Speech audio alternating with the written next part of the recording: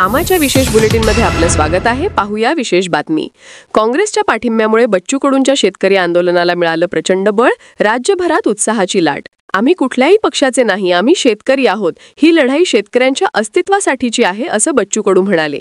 आगामी 28 ऑक्टोबरला नागपूर येथे होणाऱ्या शेतकरी आणि मेंढपाळ बांधवांच्या महाएल्गार आंदोलनाला आता काँग्रेस पक्षाचा देखील पाठिंबा मिळाल्याने या आंदोलनाला मोठं बळ मिळालं आहे।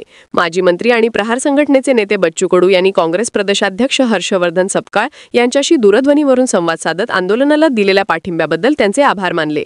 बच्चू कडू म्हणाले की शेतकरी आत्महत्यांच्या पार्श्वभूमीवर कापूस आणि सोयाबीन खरेदीतील विलंब, मेंढपाळ बांधवांच्या समस्या आणि ग्रामीण भागातील बेरोजगारी या सर्व प्रश्नांवर सरकार पूर्णतः अपयशी ठरले आहे। त्यामुळे हे आंदोलन फक्त एक मोर्चा नसून शेतकऱ्यांच्या अस्तित्वासाठीची अखेरची आणि निकरीची लढाई आहे। काँग्रेस पक्षाने आंदोलनाला दिलेल्या पाठिंब्यामुळे शेतकऱ्यांचा आत्मविश्वास वाढला असून बच्चू कडू यांनी सर्व काँग्रेस कार्यकर्त्यांना मोर्चात सहभागी होऊन शेतकऱ्यांच्या लढाईला बळ देण्याचे आवाहन केले आहे।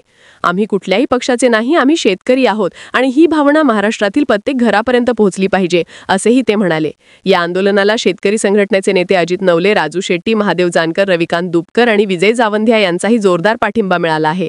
या सर्व नेत्यांनी शेतकरी आणि शेतमजुरांना एकत्र येऊन सरकारच्या विरोधात निर्णायक लढाई लढण्याचे आवाहन केले आहे। बच्चू कडू यांनी स्पष्ट इशारा दिला की सरकारच्या गोळ्या खाऊनही आम्ही लढू, कारण सरकारच्या चुकीच्या धोरणांमुळे आम्ही आधीच मरत आहोत। राष्ट्र निर्माण करायचं असेल तर आधी शेतकरी निर्माण झाला पाहिजे।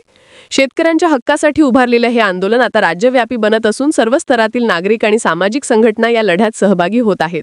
नागपूरमध्ये होणारा हा मोर्चा महाराष्ट्रातील शेतकरी चळवळीच्या इतिहासातील एक निर्णायक टप्पा ठरण्याची चिन्हे स्पष्ट दिसत आहेत। बातमीला लाईक करा, शेअर करा, आमा चॅनलला सबस्क्राइब करायला विसरू नका।